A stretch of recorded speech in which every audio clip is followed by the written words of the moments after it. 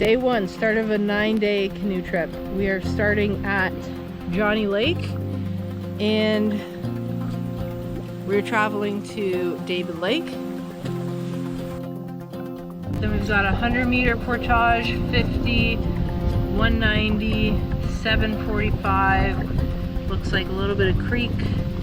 River work, 200-meter portage. Then we're in David Lake. And we're going to be aiming for site 100. Looks like we're on this little island here tonight.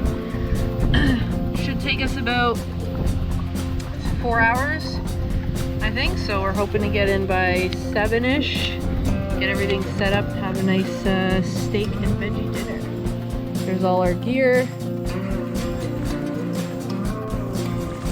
There's Silas. He's ready to go. All right. See you on the other side.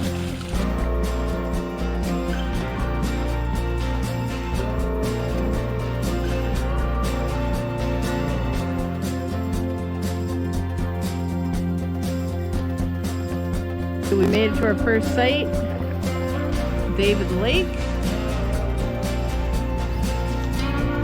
Pretty nice lake. I think it's 6:30. You ready for dinner? Are you hungry?